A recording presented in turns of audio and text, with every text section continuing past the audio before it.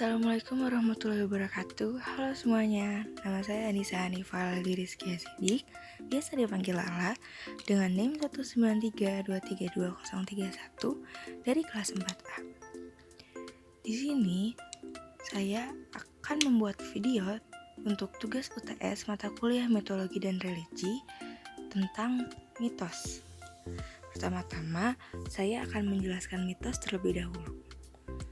Mitos atau disebut juga mite adalah cerita prosa rakyat yang menceritakan sebuah cerita yang berlatar belakang masa lalu.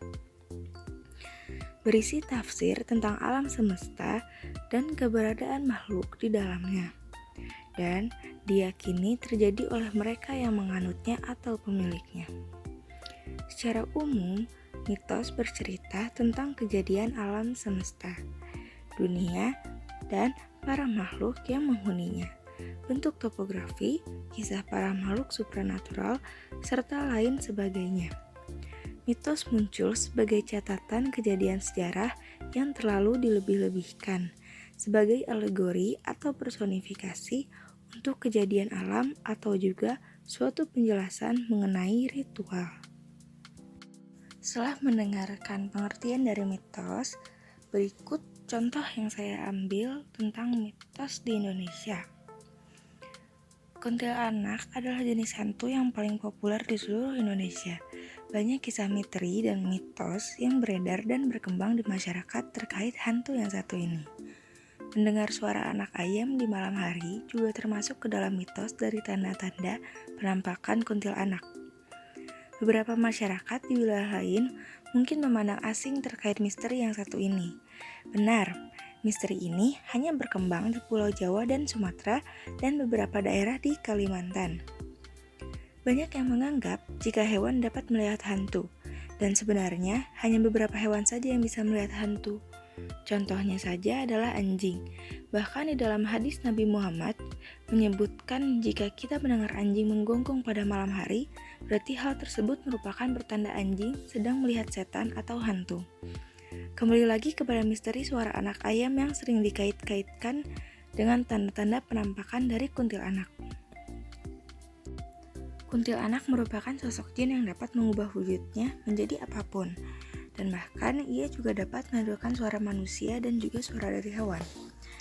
Lalu, konon katanya, mendengar suara anak ayam di malam hari, tetapi tidak ada anak ayam di sekitar kita, berarti menandakan adanya makhluk halus yang kita sebut kuntilanak itu.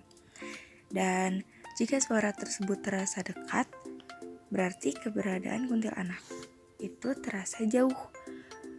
Dan kemudian jika suara anak ayam tersebut terasa jauh, berarti keberadaannya pun dekat. Begitulah mitos mendengar suara anak ayam di malam hari. Setelah mendengar mitos tadi, di sini juga saya akan sedikit menjelaskan tentang pendekatan antropologi strukturalisme oleh Levi Strauss.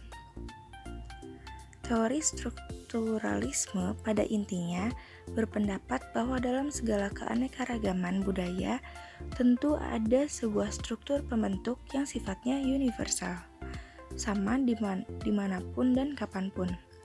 Claude Levi-Strauss sendiri dikenal sebagai bapak strukturalisme karena memang dialah yang pertama kali menjelaskannya secara lebih rinci dan detail. Levi-Strauss dianggap sebagai pendiri strukturalisme, sebuah paham yang memegang bahwa kode terstruktur adalah sumber makna dan bahwa unsur-unsur struktur yang harus dipahami melalui hubungan timbal balik mereka.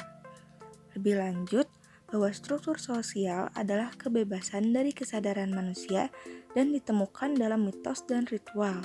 Secara singkat, itulah inti dari teori strukturalisme menurut pendapat Levi Strauss.